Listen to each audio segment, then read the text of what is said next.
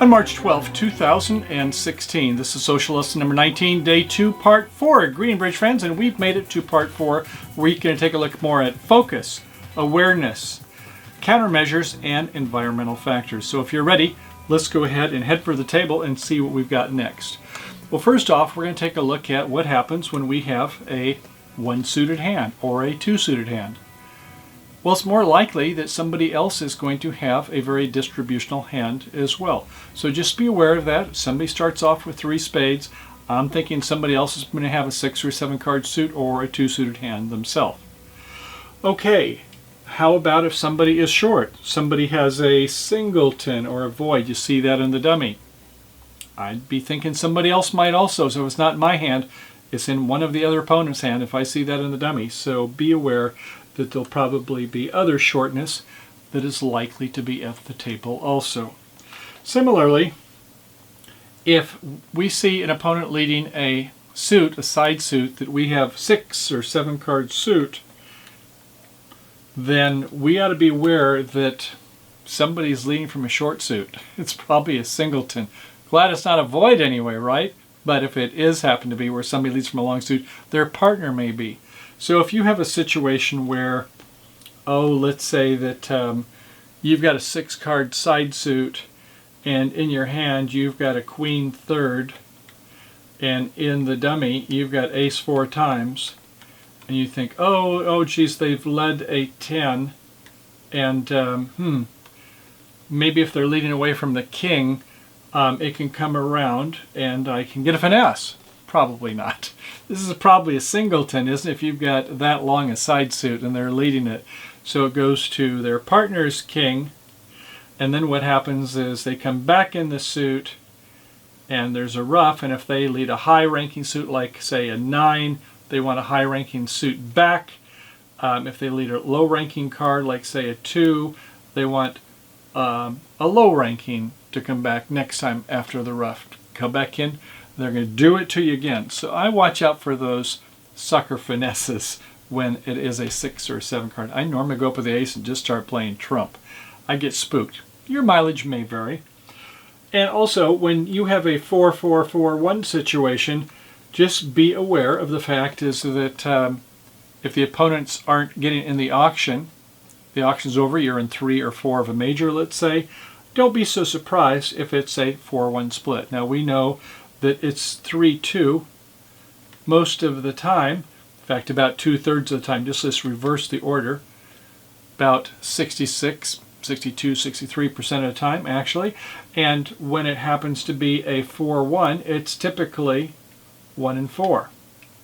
Cross those are about 28% is what it is. So these more shapely hands, it's likely that the odds will break differently than just if it was completely in nature where it was just a pseudo-random situation. Hope that makes a little bit of a sense. Just wanting you to be aware of is that when the cards split unusually, expect unusual things to happen. Partnership agreements. Yes. That's always fun, isn't it? We may not have some, but that doesn't mean the opponents are, so we should at least be aware of them. First of all, what is forcing? Some bids are game forcing. Some of them are just forcing 1 round. And some of them are free bids where you didn't have to make them at all. So if it goes something like 2 diamonds by my righty and I go 4 diamonds, I'm obviously short in diamonds. We're not interested in 3 no trump. I've passed that. I'm saying I want us to play in one of the majors. That's a game forcing bid. If it happens to be where it's forcing 1 round, this might be where, let's say you go 1 heart and the opponent goes 1 spade and I go 2 spades. Not interested in playing in spades. In this situation, I'm saying I'm forcing 1 round. I have 10 to 12 points, and more than likely that's what I have.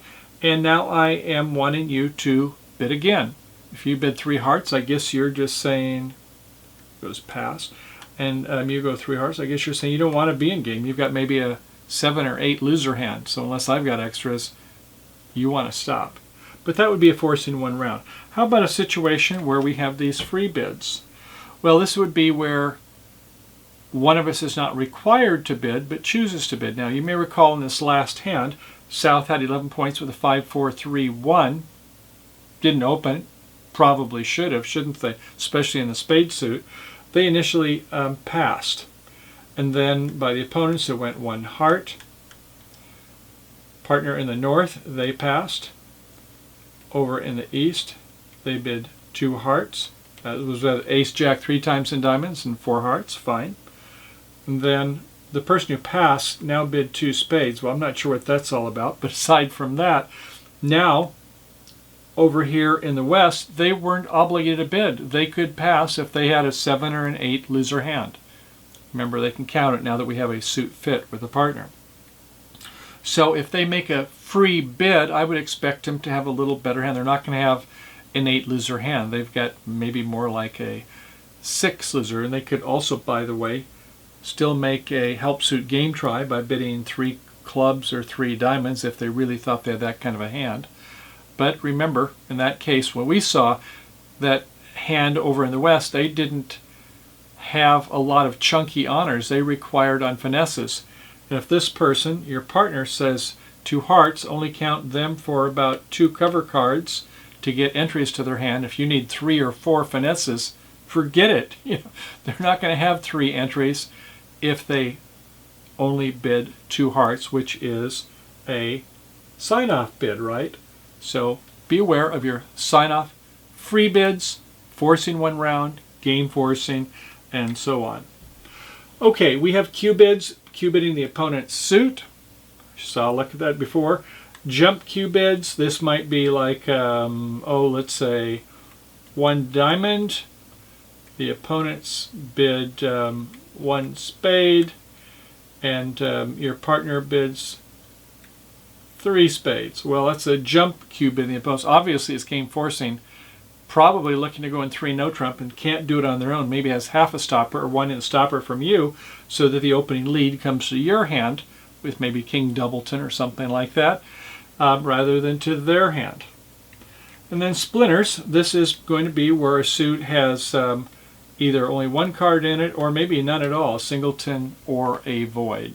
In an auction like that might be, I open 1 heart, pass by the opponent, and you go for clubs. That's an unnecessary triple jump, isn't it? 2 clubs normally is going to be what, 10 plus, 12, 13 plus if you're playing 2 over 1. 3 clubs, strong jump shift, unless you're playing weak jump shift. 1 more than that, you don't need to do it. So this would be a splinter situation. Okay, we have all kinds of doubles. I won't get into those. Takeout doubles, negative doubles, maximal doubles, support doubles, optional cooperative doubles, and so on. And then there's these SOS, like save my soul, right? This is like I need a help partner. Something like, say, 1 no trump opener, and the next person says penalize you. Should be more than 15 points. I'd say a good 16 or 17, or something that can produce at least 6 tricks in your own. Could have a long suit. Didn't want to just do it otherwise. And so if you then do a support redouble in this situation, it says, partner, we're in bad shape, but I've got a long suit, so I insist when it comes back to you that you bid 2 clubs, and I'll either leave it in or I'll then maybe say, fooled you, 2 diamonds is my suit and I want you to pass. We won't get into those today. Lead directing doubles, where the opponent's making an artificial bid, such as a stamen or a transfer, those types of things, and you make a double to say, part, I want that suit led if they're in no trump. Lightner, slam doubles, those won't get into those today either, but those are among the ones I want. And balancing seats, we talked about where the auction's going to pass out, and I think we had one of those. We saw, maybe it was on our second hand, and that is where the auction went pass. Opponents bid 1 no trump, a pass. Their partner, that was the one with the ace of spades 3 times and the queen jack 5 times. Did they want to go 2 no trump? No, they ended up going passing. It comes back to this person. They had a 5-4-3-1 shape. Nice diamond suit. Jack 10, 9, 8. in hearts. They had 5 hearts and said, yeah, I've got 9 points. I'm going to borrow some from my opponent, from my partner, I should say. And they decided they would come back in 2 hearts. And it was a pass. Now, if this partner had like 10, 11 points, they didn't want to go 3 hearts and invite it. No, they were past hand. So they just saying, I just want to play. I've already borrowed 3 points from you, that imaginary king. And so we want you to pass. Don't punish me, please. Okay? You can look at bridge hands and search for punish your partner. That's one that's got a tender spot with me sometimes when my partners do that. Okay, next up, bridge signals. And whether you signal or not, your opponents may. I certainly will be with my partner. And so we have positive or we have negative signals. Encouraging or discouraging. Normally standard is high encourages. Playing a high card says continue the suit. Low card, no, that's a frown. I don't like the suit. Count signals, especially opposite a no trump contract, is where we play high-low to show an even number of cards. Lower-higher shows an odd number of cards in the suit. The suit preference, that is where the magnitude of the card, whether we want our partner to play a high or a low-ranking suit. And sometimes you have obvious suit preference. You know, if it turns out that it's lead an ace from ace king and the dummy comes down and it's got queen, jack, 10, 4 times or something like that. Well, we play the king, it might get roughed. So in this type of a situation, it could be a high-low possibly over here, but so often these types of things where, depending upon the type of contract, it says whether or not you want a high or a low-ranking suit other than the one that's being played. It's a suit preference signal. Okay, and then we have some things which were kind of ambivalent. We don't know, can't say types of signals. And then, as we saw, sometimes there are false carding. But we want to deceive the opponents, and we saw a little bit before where sometimes the person who's the declarer, that's fine, you can do that because you can't hurt your partner. They're the dummy after all, right? But when you're a defender, you want to be sure that you don't deceive your partner. And so if we're playing a sequence suit and we're leading it, if we play a king, it's from a king, queen, jack, or at least a king, queen, 10. It could be a broken sequence. So we would lead from the top of our sequence. Whereas if we were, say it's a king, queen, 10, and we're in third seat, and the jack is in the dummy with a couple others, the suit is led. We would normally, let's say a 7 has been led, then we would want to take it with it. They don't go up with the jack. We want to take it with a 10. We don't want to go anything higher. We don't need to. We want to play the lowest of equals, of course. How to read the opponent's signals. Now, even if you don't play them, the signaling can be such as the high-low, and that's about it. When you're out of a suit, you can play an odd card to say, I encourage the suit. An even card, discourage that suit, but maybe you want to show a higher or a lower ranking suit. Same with Laventhal, except you don't even have to use the high-low. Higher means you want a higher ranking suit, lower card, lower ranking suit. Upside down signals on attitude says low, I like this card. High, I dislike the card. This thing about revolving is when you're asking for a lower ranking suit, it revolves all the way around past clubs and can go back to spades. Or if you play a high and spades not trump, you're maybe asking to go all the way down to the club suit or whichever it might happen to be. Not commonly done. I don't recommend it, but you'll see some people that do it and you would want to be aware of it. And the count could be standard or this upside down count and attitude some people play. Okay, these journalist leads, rather than lead atop of sequence, they will lead the next atop of sequence, and they normally, as part of that, they also do this jack denies, 10 and 9 implies that there is something above in the suit. Just be aware, and you can ask them, and if they say journalist lead, say, no, sorry, I want you to explain it to me. Opponents are not supposed to, when they explain a convention or a method, to use a shorthand like, oh, that's Bergen or something like that. They have to explain what it actually means and not just the name of the convention. One that comes up all the time, I'm surprised more people aren't aware of this, is trump suit preference. Now, some people just play trump echo when you have 3 in the trump suit, and you play middle, low, and that means you have a higher one versus a lower and a higher. But some people play it middle down to say, I'm interested in a lower suit or a higher suit. A middle and a down, you went from higher to lower, you want a higher ranking suit. You play a lower and then a higher from 3, that means you want a lower ranking suit. So just be aware, as you can play just trump echo or trump suit preference. And then the third card in a suit to signal preference. Have you heard of that one before? Should be aware of it, even if you don't play it.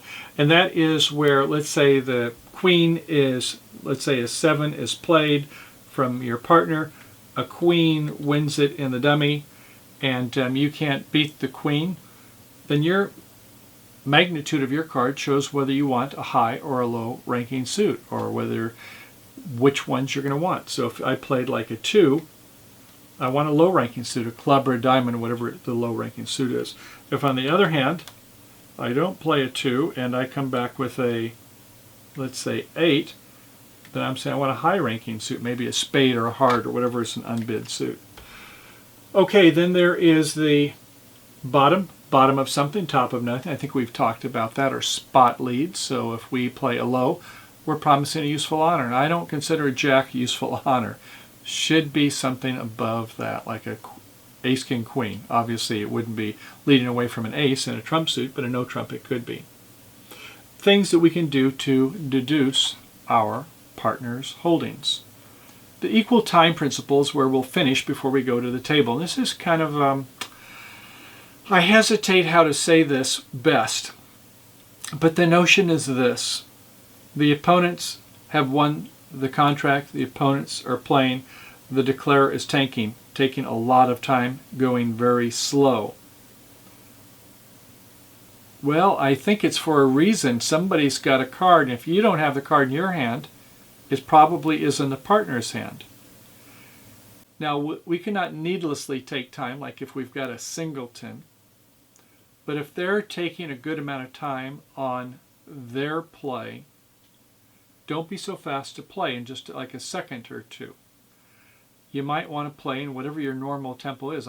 If they take 30 or 60 seconds, I hesitate to recommend that you take 30 or 60 seconds.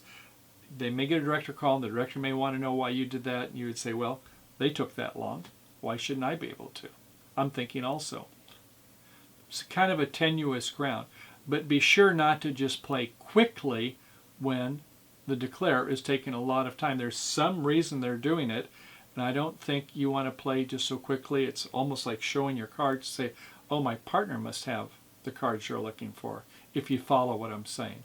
So just be a little bit careful with this one, and we don't want to expose our partner by doing something like shorting ourselves in a suit, as we talked about before, and then when they play a top one in the suit and we're out, then they know to finesse around the other way. Okay? All right, let's go ahead and head for the table. Okay, in our last hand, we're going to have West be the dealer, and it is a 4-3-3 with Ace, King, Jack 4 times in hearts, Jack 3 times in spades, not much else, and it's going to be a pass. Over to North. It's another 4-3-3, King, Queen, Jack 4 times in clubs, nice working honors, King, Jack 9 in diamonds. Conceptually, nice working honors, although it's kind of a moth-eaten suit. And then 9-8-7 in both of the majors. Well, at least there's some spot cards there. Over to the East. 4-4-3-2. Ace, Queen, 10, 4 times in diamonds. 4 small clubs. Queen 3 times in hearts. 2 spades a pass. South. Well, here we go. It's a 5-3-3-2. And Ace, King, Queen, 10, 5 times in spades. 100 honors there. 10 3 times in hearts. Ace, 10 doubleton in clubs, and 3 small diamonds. So that's 4, 5, 7, 8, 9, 10, 11, 12, 13, and for sure 1 for distribution for that beautiful 5-card suit. So opening 1 spade. Back to West. Well, I'm not going to make a call there. Pass. To North. They're going to be thinking a bit here. They've got 3, 4, 5, 6, 7, 8, 9, 10 high card points. A good suit, 3 trump, 2.5 spades. right? Some of you may want to go 3 spades, but you do have a 4-3-3 shape. But boy, look at all these nice honors in the minor suits there. So we'll see how it turns out at the table. Let's say it's 2 spades, and back to south.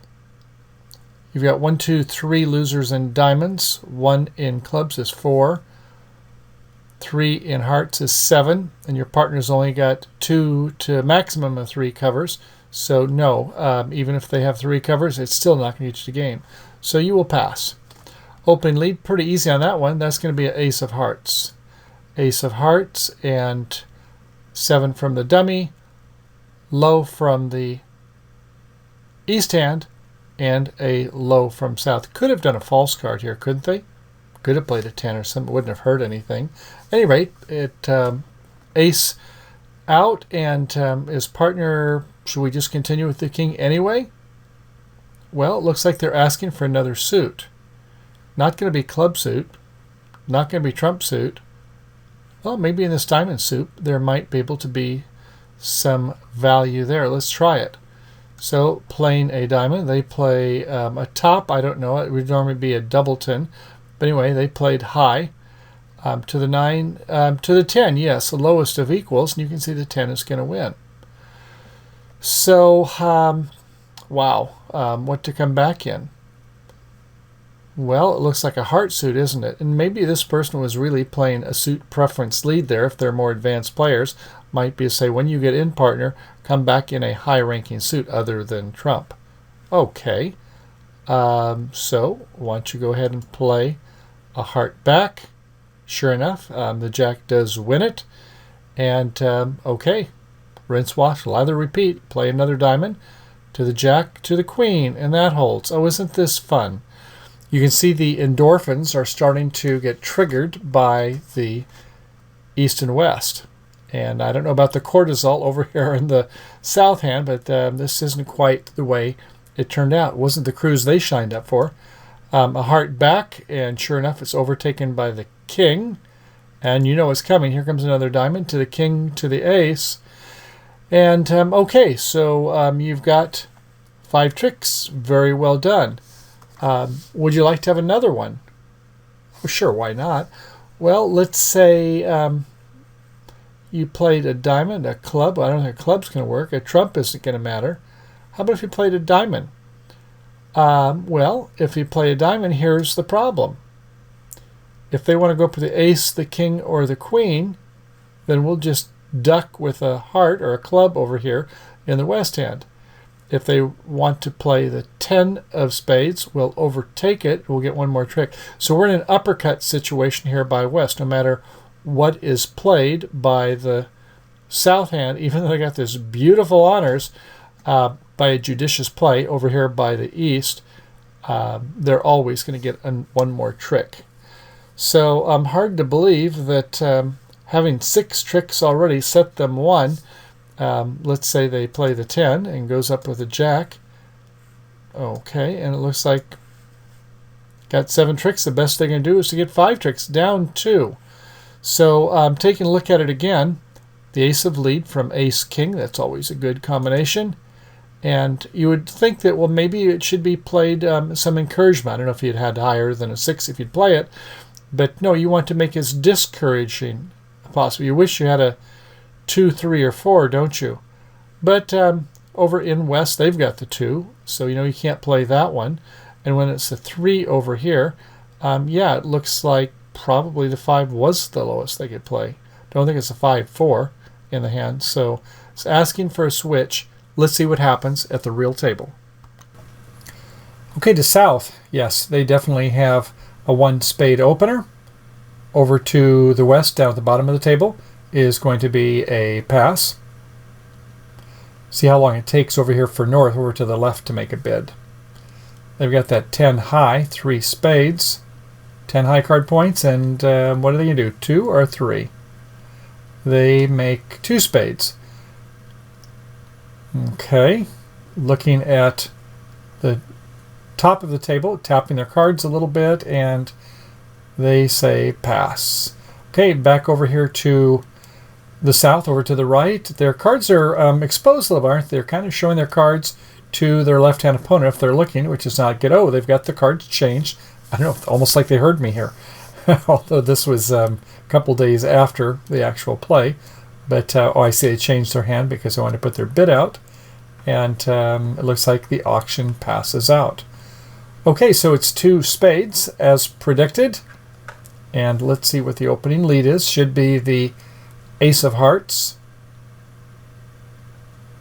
They're double checking. Yes, the Ace of Hearts they're doing. Dummy's coming down. 3 spades. Okay, there's the hearts. 3 hearts. Proudly showing his nice club suit. King, Queen, Jack, 4th. And now he's showing the diamonds. King, Jack, 9. Okay, look at how he's got him a nice and orderly there. He's very proud of his hand. That's good to make it nice for your partner when your dummy makes them so it's very clear. You want to encourage your partner in making the cards orderly is helpful. Psychologically, that is. Okay, it was an ace, and it looks like it was a 6 played up there in the top of the hand over in East. I remember they had Queen 6-5, so is that somewhat encouraging? What's he going to do now? Will he do a diamond switch? No, it's got the next King of Hearts out there, and now comes the 5, so it was high-low, so he says, I think I'm doing right. I'm going to play a 3rd heart. Jack to the 9, to the Queen, and everybody plays. All right, kind of unusual that they fall 3, 3, 3, 4 around the table. And unfortunately now the East is on lead, the person at the top of the table. They're squirming a little bit. What do they want to do? They've got that tennises in the diamond suit, but they don't really want to lead them. They'd want the lead coming from the other side, but they didn't get the switch, did they? So this is kind of a revolting experience. You don't want to play the club. You play a spade. What do you do? And I think they realized that something didn't work out like they wanted. Playing a low spade, hopefully going to get to their partner. Partner's got a high spade. So over to the South, over to the right side says, well, don't think I want to play the 10. Maybe I do.